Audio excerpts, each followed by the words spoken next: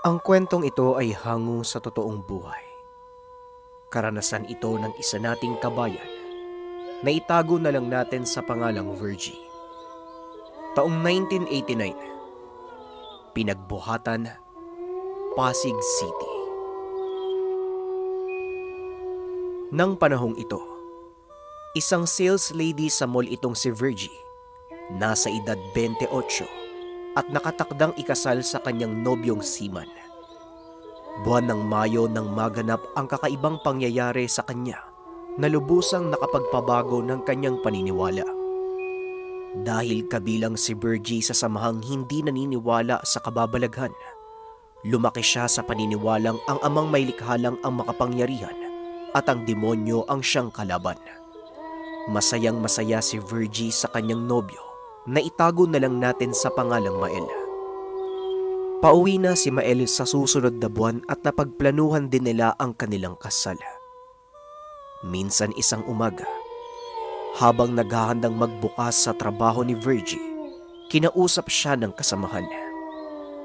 "Uy, kamusta naman ang ikakasal na? Sana all ikakasal, no?" "Mukhang tatanda na lang akong dalaga. Pero kapag nagkaedad ako ng 30, tapos wala pa ding nangliligaw sa akin, bibili talaga ako ng gayuma doon sa Quiapo." Wika ni Loisa. Hindi naman sa panglalait pero hindi kasi nabiyayaan ng kagandahan itong kaibigan ni Virgie. Ngunit mabait siya sa lahat ng kanyang mga kaibigan, mapababae o lalaki. "Ano ka ba naman, Loisa? Naniniwala ka ba talaga sa mga kalokohang yan? Ay sus, dadating din yung tamang tao para sa'yo. Walang makakapigil nun kaya mag-antay ka lang. Malay mo isang araw makasalubong mo. Tapos ayun, may jowa ka na." Wika ni Virgie sa kanyang kaibigan. Mahigit 5 taon na ding magkasintahan si Virgie at Mael. At ni minsan ay hindi nagpakita ng kawalang tiwala sa isa't isa ang magkasintahan. Tuwing 2 araw ay tumatawag si Mael. Masasabi mong perpekto ang relasyon ang meron sila. Hanggang sa dumating na nga ang araw ng pag-uwi ni Mael. Sinalubong siya ng dalaga sa airport. Tuwang-tuwa si Mael nang makita ang kasintahan dahil sa loob ng 8 buwan. Sa wakas ay nagkita uli sila at magaganap na ang inaasam na pag-iisang dibdib. "Virgie, wala nang atrasan to, mahal. Sa susunod na buwan, ihaharap na kita sa altar. Hindi na ako makapag-intay." Wika ni Mael sa kasintahan. Halos walang paglagyan ng saya ng dalawa at hindi mabura ang ngiti sa mukha ni Virgie. Ayaw niyang humiwalay sa nobyo ng mga oras na yun, ngunit kailangan niyang magtrabaho. At kagaya ng inaasahan, maraming pangaasar ang inabot niya sa kanyang kaibigan, lalong-lalo na sa pinakamatalik niyang kaibigan na si Loisa. Halos lahat ng makasalubong niya ay tinutokso siya, maging ang mga gwardya ng pinapasukan niyang department store. "Oy, kamusta naman ang rosas na bagong dilig? Ang ganda ng ngiti." Pangaasar ni Loisa sa kaibigan at hindi naman nakaimik si Virgie. Napayuko na lang ito at napapangiti.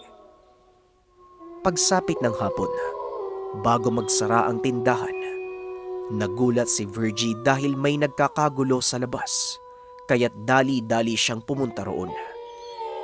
Ngunit nasorpresa siya nang makita ang kanyang kasintahang nakatayo sa labas ng department store. Meron siyang dalang bungkos ng mga pulang rosas. At dahil dito, silang dalawa ang naging sentro ng atensyon ng lahat ng kasamahan ni Virgie.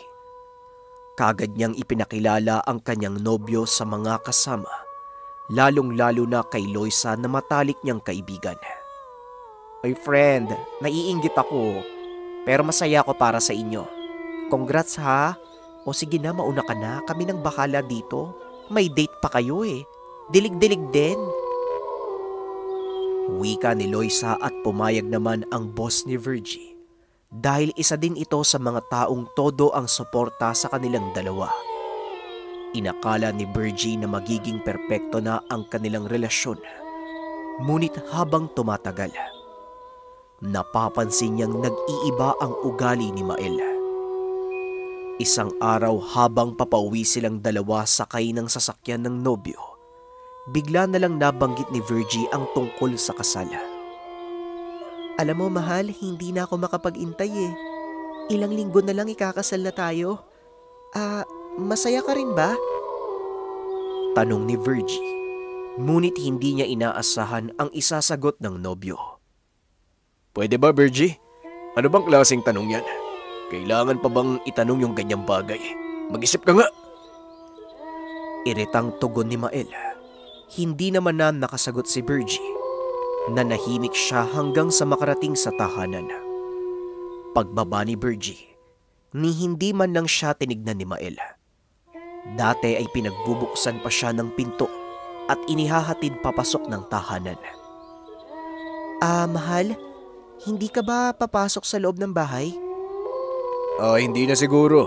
Pagod ako saka masakit yung ulo ko. Sige na, pumasok ka na. Mauuna na ako. Malamig na tugon ng kanyang nobyo, sabay paandar ng kanyang sasakyan. Hindi na ito binigyan ng pansin ng dalaga. Inisip niya na baka pagod lang ang nobyo. Nang mga sumunod na araw, hindi na nagparamdam pa si Mael sa kanya. Hindi na rin ito tumatawag sa department store, kaya't nag-alala ang dalaga na baka nagkasakit ito. Nagpaalam si Virgie sa kanyang boss na maagang uuwi upang puntahan si Mael. Paglabas niya ay dali-dali siyang pumunta sa bahay ng kasintahan at pagkarating niya doon, sinabi ng mga bagulang ni Mael na wala ito doon sa lugar at ang buong akala nila ay magkasama silang dalawa. Nagpasya si Virgie na antayin ito sa labas ng tahanan upang malaman ang dahilan kung bakit hindi ito nagparamdam ng halos 3 araw. Gumuho ang mundo ng dalaga nang makita niya ang kanyang nobyo na kasama ang kanyang matalik na kaibigan na si Loisa. Tinitigan ng masama ni Virgie si Loisa at nakangiti pa ito sa kanya, habang si Mael naman, patay mali siya lang habang nakatitig kay Virgie. Loisa? Mael, anong ibig sabihin nito? Magpaliwanag ka sa akin, Mael. At ikaw, Loisa, akala ko kaibigan kita. Traidor ka. Traidor kayong dalawa. Galit na wika ni Virgie. Kagad naman siyang nilapitan ni Mael at nagwika ng, Nako, Virgie, pasensya ka na, pero hindi ko na itutuloy yung kasal natin. May iba na akong gusto eh. Kaya huwag ka nang gumawa ng eksena. Umuwi ka na, tapos na tayong dalawa. Wika ni Mael. Nanghina ang tuhod ng dalaga at napaupo na lang sa lupa. Nagpaulit-ulit sa kanyang tenga ang sinabi ng kasintahan. Hindi niya na malayang tumutulo na ang luha niya. Natagpuan niya na lang ang kanyang sarili na nakatayo sa tulay ng San Joaquin. Akmang tatalo na sana siya nang biglang may humila sa kanya na isang matandang babae. Oy iha, maghulos dili ka. Huwag kang tatalon. Nako, napakalaking kasalanan sa ama niyang ginagawa mo. Wika ng matandang babae at napalingon naman sa kanya si Loisa. Blanko ang mukha nito. Hindi niya alam kung pipiliin pa niyang mabuhay o mas gugustuhin na lang mamatay ng sandaling iyon. Naupo siya sa gilid ng tulay kasama ang matandang babae at panay ang iyak. Tumawag naman ng tulong ang matanda at ilang sandali lamang ay dumating na ang mga pulis. Hinatid nila si Virgie sa kanilang tahanan. Laking gulat ng mga magulang niya dahil hindi nila ito makausap ng matino. Hindi nila alam kung ano ang nangyari sa dalaga, kaya't minabuti nilang kausapin si Mael. At dahil dito, nalaman nila ang dahilan kung bakit nagkaganon ang dalaga. Pasensya na po kayo, tita, pero hindi ko po mahal yung anak niyo eh. Hindi na po matutuloy yung kasal namin. Wika ni Mael sa mga magulang ni Virgie. Halos saktan siya ng ama ni Virgie ng mga oras na yun. Mabuti na lang at napigilan siya ng nanay ni Virgie dahil may napapansin itong kakaiba. kaya't pasimple niyang nilapitan ang binata. Hinaplos ang ulo at kumuha ng hibla ng buhok. Habang nasa biyahe, kinausap ng nanay ni Virgie ang tatay. Sinabi niya dito ang kanyang hinala at ayon sa nanay ni Virgie, may pakiwari siyang ginayuma ang binata. Hindi siya naniniwalang ganong kabilis magbago ang damdamin nito para sa kanilang anak. Pagdating niya sa tahanan, inaya niya si Virgie na pumunta sa isang manggagamot. Ngunit hindi naman naniniwala si Virgie sa mga ganito. Kaya naman hindi sinabi ng nanay niya ang totoong pupuntahan. Ang sabi niya lang ay pupunta sila sa isang kaibigan. Pagdating nila doon ay naupo sila sa isang sulok. Maya-maya pa ay dumating na ang manggagamot. Kinausap niya ang dalaga ngunit hindi ito sumasagot. Hinawakan ng manggagamot ang kanyang kamay at tinanong ang nanay niya kung meron ba silang dala na gamit ng lalaki. Kaagad namang inabot ng nanay ang hibla ng buhok. Ngunit kulang pa daw ang hibla ayon sa manggagamot. Nakita niya ang singsing na suot ni Virgie. Pinahubad niya ito sa dalaga at ipinalapag sa lamesa. Nagsindi siya ng 7 itim na kandila sa mismong lamesa. Nag-usal ng mga dasal at inihip sa noo ng dalaga. Pagkatapos nun ay inilubog niya ang singsing sa tubig kasama ang buhok ni Mael. Kumuha siya ng itim na kandila at ipinatak doon sa tubig. Paulit-ulit niya itong ginawa. Hanggang sa tuluyan ng natakpan ng kandila ang buong tubig. Matapos nun ay kinuha niya ang mga tumigas na tunaw na kandila. Ipinatihaya ito sa lamesa. Napatingin siya sa dalaga at nagsalita. Kawawan dalaga. Kunching, tama ang hinala mo. Nagayuma nga ang nobyo ng anak mo. Wika ni Mang Nasyo. Ay maaari niyo po bang matukoy kung sino ang may gawa? Balik na tanong ni Aling Kunching. Laking gulat nila nang biglang magsalita ang dalaga. Si Loisa po, yung kaibigan ko. Siya po yung may gawa niyan. Wika ni Virgie. Napatingin naman si Aling Kunching doon sa manggagamot. Paulit-ulit lang na tumatango si Mang Nasyo. Tama ang sinabi ng anak mo. Isang malapit na tao ang may gawa ng panggagayuma. Tugon ni Mang Nasyo. Kagad silang natanong kung maaari pa bang kontrahin ang gayuma o maaari pang makalas ang sumpa doon sa lalaki. Oo, maaaring malakas ang gayuma, pero nakadepende ito sa pananalig ng iyong anak. Dahil siya lang ang maaaring makaligtas sa sumpa. Wika ng matandang manggagamot. Nag-usap ang dalawang mag-ina dahil hindi naniniwala si Virgie sa kahit anong sabihin ng manggagamot. Nahirapan ito sa pagkukumbinse. Ngunit sa mga sumunod na katanungan, ito na ang nagpabago sa isipan ni Virgie. Ikaw babae, gaano mo ba kamahal ang nobyo mo? Tanong ni Mang Nasyo. Mahal na mahal ko po siya, Manong. Kaya ako nga po papakasalan eh. Kaso wala eh. Pinagpalit niya po ako sa kaibigan ko. Tugon ng dalaga. Hindi ako naniniwala sa iyo, Berge. Hindi porket papakasalan mo ang isang tao, masasabi mong mahal mo siya. Tandaan mo, hindi laging pagmamahal ang dahilan ng pagpapakasal.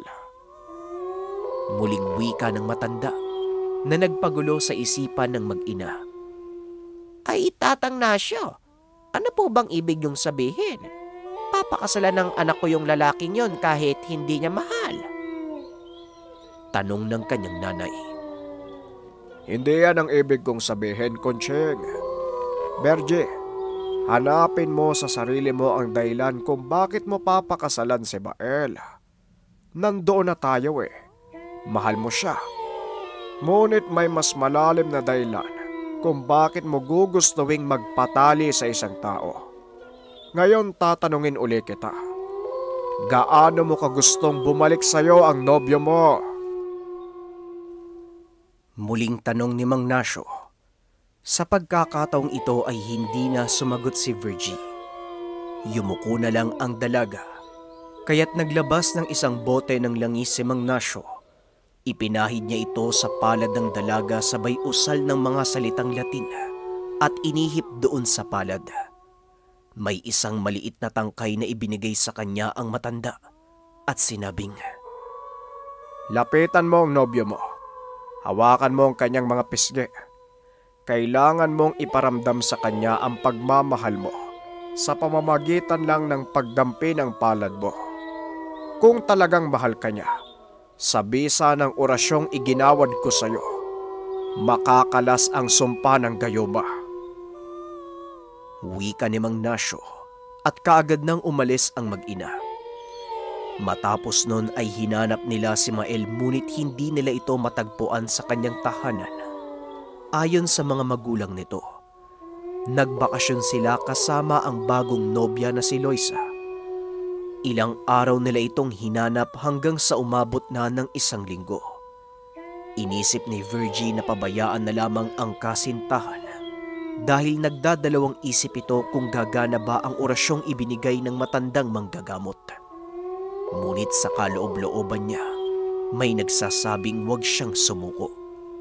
Lalo na nang mapaginipan niya ang kanyang nobyo na hinihigop sa isang kumunoy at humihingi ng tulong. Dito mas lalong sumidhi ang pagnanais niyang mabawi ito mula sa traidor na kaibigan na siyang umagaw sa taong pinakamamahal niya. Nang mga sumunod na araw, may dumating na balita sa kanya na ikakasal na ang kanyang nobyo. Ibinigay din ng taong yon ang lugar kung saan gaganapin ang kasalan. Pagkatanggap niya ng balita, dali-dali siyang naghanda upang puntahan ang nobyo. Buo ang pananalig ni Virgie. Pagkarating niya sa simbahan ay nakita niyang nagsisimula na ang kasalan. Tumayo siya sa may pintuan. Akmang magsasalita na sana ang pare ngunit sumigaw si Virgie na itigil ang kasal. Tumakbo siya papunta sa kinakatayuan ng nobyo. Niyakap ito ng maigpit. At sa hindi malamang kadahilanan ay yumakap pabalik si Mael. Hinawakan niya ang mukha nito at sinabing, "Mael, mahal. Bumalik ka na, pakiusap mo." Matapos niyang sabihin ang mga katagang ito, tila nakaramdam ng pananakit ng ulo ang binata. Napaluhod siya. Hinila naman siya ni Loisa at kinaladkad palabas ng simbahan. Ngunit pinigilan ito ng mga magulang ni Mael. Laking gulat ni Loisa, lalo pa nang dumating ang mga magulang ni Virgie kasama ang manggagamot na si Mang Nasyo. "Tumigil ka na, mangkukulam. Hindi mo ako matatalo. Wala nang bisa ang sumpa mo sa lalaking yan at sa kanyang mga magulang.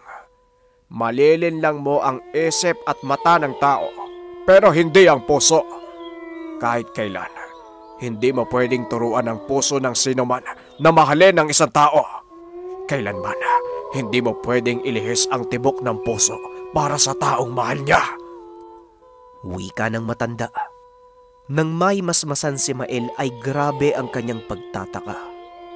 Nagtanong siya kung bakit naroon sa simbahan at bakit siya nakabihis ng pangkasal.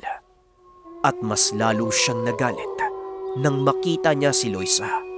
Ito ang tanging alaala na naaalala niya. "Ikaw, kamuntikan mo pa akong mauto. Kamuntikan mo nang mabilog pati yung ulo ng mga magulang ko. Pinagkatiwalaan ka ng nobya ko bilang isang matalik na kaibigan. Pero anong ginawa mo? Wala kang kasing sama." Wika ni Mael at hindi naman nakaimik si Loisa. Kagad siyang tumakbo upang tumakas ngunit pinigilan siya ng manggagamot. Napakalaking kaguluhan ang naganap ng araw na yon.